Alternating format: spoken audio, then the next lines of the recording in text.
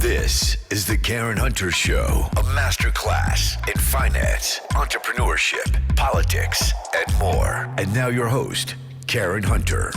Welcome back. It is Wellness Wednesday on the Karen Hunter Show, and we're here, of course, on SiriusXM Urban View, where talk empowers and becomes action. And let me welcome to the show the co-founder and director of the Donor Sibling Registry.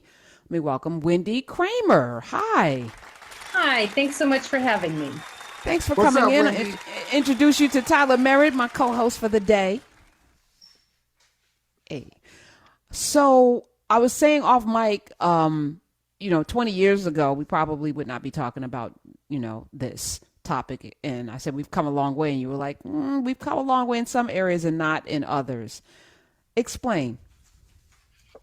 Oh boy, that's a big question. Well, back when I had my son in 1990, things were very different. It was mostly heterosexual infertile couples who were utilizing sperm donation and egg donation. And over the years, that landscape has changed to where now about 50% of the people using sperm donation are single mothers by choice. About a third are LGBTQIA. And now less than about 20% are actually infertile couples. So that landscape has changed. And another big change is that, the Donor Sibling Registry, so we were formed in 2000, we're a nonprofit, and we are all about allowing donor-conceived people and their families to make mutual consent contact with their genetic relatives, so their half-brothers and sisters, and the biological parents, the formerly anonymous donors. And what we've learned over the years is that it's very important for donor-conceived people to know about their ancestry, their medical backgrounds, and their close genetic relatives. And this is something that the reproductive medicine industry has been very slow to acknowledge. So we're helping these families connect, but the industry itself, the reproductive medicine industry, is still working very, very hard to keep donor-conceived people from their genetic relatives, specifically their biological parents, the egg and sperm donors. As we, I was talking to you off mic. A lot of women, they're in their careers, they never find the mate that they want, and they want to have a child. What is the process? Because it's expensive, right? To find. Is it sperm donation, egg donation? What are the different avenues that people go to have a child? Well, usually for the sperm donation, it's not that complicated. I mean, really think turkey baster,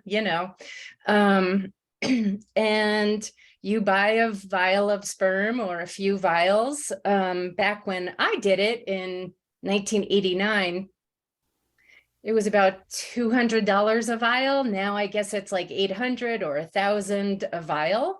So many women like myself, you get. Wait, pause for a second, because Tyler's like, so who gets the $1,000? So the men get $1,000? Wendy, welcome to the show. I'm so glad you're here. I read up on you, and you are incredible. But with that in mind, I just want to ask, because I'm sure there's some people listening, not that I care about this, but let's say someone wanted to donate their stuff. I mean, is this something that they get paid to do, or I'm just asking for, I don't know. Yeah. So the way that it works, I mean, the sperm banks usually recruit from colleges, right? And they put up ads around that say, come make $1,400 a month doing what you would do for free anyway. What? Wait, excuse me, Wendy, I think something happened with my connection. How much did you say?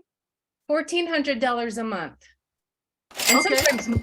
sometimes more than that. Yeah. I got questions though. I got questions. This whole thing's taking a hard left. So you said something about they go to colleges. Is it because there's an age limit? They prefer younger men. And the thing is, because they don't properly educate or counsel these young men, they're 18, 19, 20, 21, 22. They're getting these young men in who are really not making educated decisions about, it sounds like, oh, wow, $1,400 a month. That's book money, beer money. That sounds terrific. What they're not being fully educated on is that they're creating human beings. And many of these donors, like mine, was promised, don't worry, you'll have no more than 10 kids. And we know you can't limit until you keep accurate records. They don't have accurate records. So we have now on the donor sibling registry, many groups of half siblings that are more than 100 and even more than 200. What I was watching these documentaries of doctors who were impregnating, saying that they were using donors, but it was actually their sperm, and all of these now have siblings who have come together and they're angry and they sued. This has happened more than once. So now we also have young men on campuses. I just had another question, Tyler. Like, you're going to these campuses because you want the best and brightest sperm, as if going to college somehow makes your sperm superior, right? Are they also doing racial genetic, we only want white, blue-eyed, blonde sperm from people, sperm from the people who look like that? I don't know. I guess you'd have to ask them, the donors that they accept and they don't. So I'm asking, can you choose, you get a booklet, right? It's like a catalog, or it's more like online dating maybe, where, I want a 6-foot tall Asian man with, I don't know. You can pick the height and the weight, all non-identifiable information. Sometimes you get what you asked for, sometimes you don't. You just never know. And you think that the sperm banks would be more closely scrutinized because they're part of, we think the medical industry. But the truth is, there's no regulation, there's no oversight. They can basically do and say whatever they want to. So they promise limits on the number of kids. So here, let me give you a little math. Sure. So my donor donated for 5 years. So usually for the sperm donors, you agree to do it 1 year at a time. And during that year, you agree to donate 2 to 3 times a week. Every donation can be broken out into between 4 and 24 sellable vials of sperm. So that means every week there's a potential 75 sellable vials of sperm. My donor donated for 5 years. That's a potential 19,000 sellable vials of sperm. And even if you go, okay, well, that's, not all those are going to be viable or sellable. Okay, knock off 90%. That's 1,900. And even if you go, oh, even that's ridiculous, knock off another 90%. That's 190 kids. Oh, no, we're tracking the math, and I'm horrible at math. I am so connected with what you're saying right now, Miss Wendy Kramer. So let me get a couple things clear. First thing, let's just say that someone wanted to go do this. Are there sperm banks everywhere across the country? Yeah, there used to be lots of clinics and facilities like in universities and small places. Over the last decade or so, they've all consolidated, and now there's maybe 5 big ones who have gobbled up all the little ones. They've bought everybody out. And so there's probably less than 5 that probably sell more than 90% of the sperm. And that's not a fact, that's just my guess. And okay. And the age group, is they like it between 18 and like 22-ish? I think so. I mean, although I think you can donate if you're older, on some of the sperm bank websites, I've seen that they'll take people up until in their 30s, Oh, so yeah. In their 30s. How old are you? But you don't know that. You don't know that. He's 29. He's 29. Right. He's 29. Right. Tyler Merritt. You can still do it. $1,400 a month for 5 years. That guy did pretty well. Your sperm donor, and when did you tell your child that they were a product of a donor? Well, so I was married when I used a donor. And then when my son was a year old, we split up and he was out of the picture totally. Wow. So my son I was raising him as an only parent. And when he was 2, he was in preschool. He was seeing kids with moms and dads. And he said to me, he came home from preschool, 2 years old, and said, "So did my dad die or what?" And I thought, okay, I guess we're having this conversation now. And it was a very short 2-year-old conversation about the mommy has an egg, a daddy has a sperm, I wanted to have a baby, blah, blah, blah. It was very quick, but it was important. It was the cornerstone conversation that we would then build upon, right? So he was 2, and then he was very curious. By the time he was 6 years old, he was looking at me saying, "I want to know who my biological father is." And I remember thinking, of course you do. Oh my God, what have I done? What do I do? And at that point, we had to wait for social media to be invented. And in 2000, there were Yahoo groups, and that's how we started, thinking maybe I can help him get his questions answered, but hey, maybe we could help another person or another few people, never imagining that we would now have 83,000 people on our website. Wow. Wow. We're talking with Wendy Kramer. She is the director of the Donor Sibling Registry. You can go to donorsibling.registry.com. How many siblings does your son have? As of today, he just got a new one last month. His group is at 25. Wow. So they're genetically siblings. Do They share the same biological father. Right. Yeah. Do they look alike? I mean, oh my gosh. Do they go to Thanksgiving? Do you have Thanksgiving dinner with the sibling? I mean, well, the problem is with us and with a lot of the other families on the DSR is location, right? Because these sperm banks ship sperm around the world. You can have half siblings anywhere, coast to coast. My son, just a couple of years ago, got his first half sibling from Puerto Rico. He has another half sibling that was, I think she was born or raised in France, so we're coast to coast, up and down, they're everywhere. We did do a get together right before COVID where a bunch of the half siblings and the biological father came, and they all got to meet each other for the first time. And it was emotional and wonderful. And it showed, I think, all of us what's possible, right? When you're not afraid of these connections, when you look at it like it's just expanding family and it's just more love.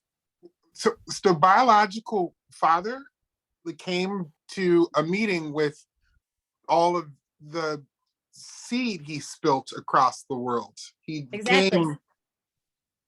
Not all of them. So I think there were like 7 or 8 of them there who could come. We all flew to Portland for one of them had a wedding, and she invited the half siblings, and I rented a great big house and invited the biological father, and we all stayed in the house for the weekend. And it was really, really wonderful. Wendy, was there any, thoughts of getting with this biological father since he is the father of your child? Karen, it's funny, when we first figured out who he was, when my son was 15, some of my people, my friends, my family, they're like, "Oh, wow, he's really good looking." And the thought that I had was, ew, he looks just like my son. Who could ever sleep with the father of their child, but it's weird, but coming from where I was standing, this man looked like my son. So it was for me like, ew, who would do that? Every woman out there that has a child, it looks like their husband. All right. I know. But when you back into it from the other side, it's very different. Yeah. Karen. Yeah. Yes, Tyler. Tyler I Meredith's don't know here. where this interview was supposed to go. Me I either. don't know. I know this is a good thing. The DSR, she says, but Karen, I don't know what to do with my life right now. I don't know what to do. Listen, my job is to provide information. Wendy's out here doing a service. There are people who are looking for the siblings of the people that they've gotten sperm donations from, and we are here to serve the people. Wendy has a registry. If you have gotten a donation and you want to join the registry, I think you should. I think these children should grow up. And this is what we were talking about earlier with secrets, the fact that you were honest with a 2-year-old and you were able to build on that truth. so that it was never like a shocking thing. Well, Kudos. let me tell you. So probably the last 10 of my son's half siblings to come along have found out shockingly through DNA. So they have all come having no idea they were donor conceived.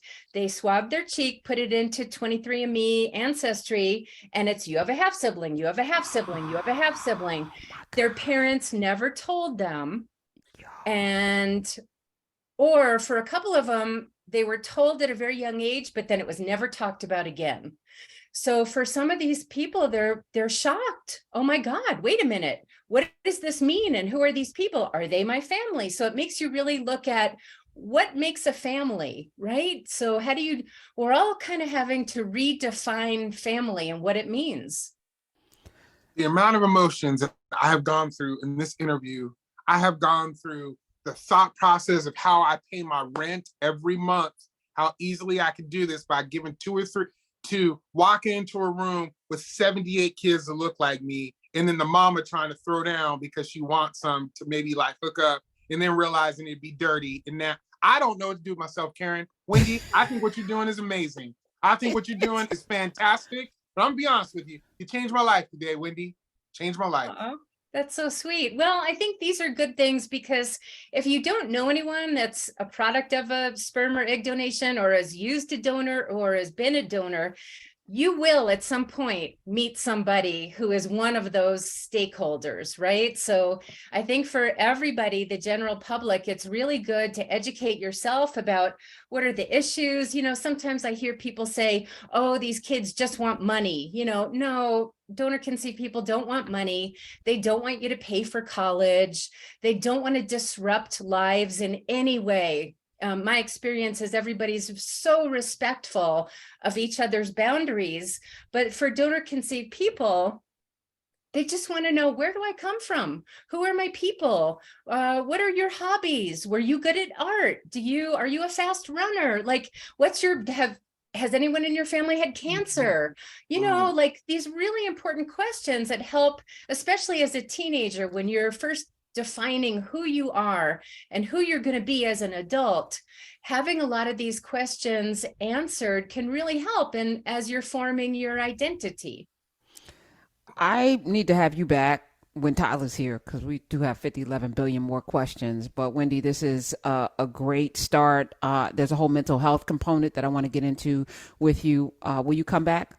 Absolutely. All right. Wendy Kramer, you can follow her at DSR Wendy for Donor Sibling Registry, which is what she has, donorsiblingregistry.com. And Tyler Merritt, I know you have to run. I love you, brother. Come on back anytime. And Yvette Nicole Brown says hello and to give you a virtual hug from her as well. Love you. When we come back, Dr. Sunyata Amin will be here. It's the Karen Hunter Show. We'll be right back. Thank you.